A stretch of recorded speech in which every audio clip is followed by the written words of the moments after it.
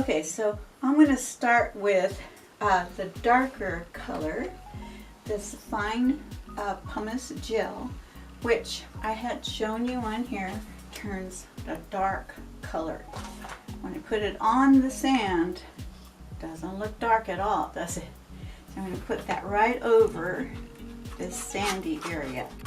And it actually is rough, like sand. It has a really cool finish to it, or texture. It's not a flat paint at all. So these gels almost all have textures. Okay, on top of that, I'm going to use some of that black mica. And that will really give some dark areas on top of the paint. Let's see, what do I do with the black mica? Here it is.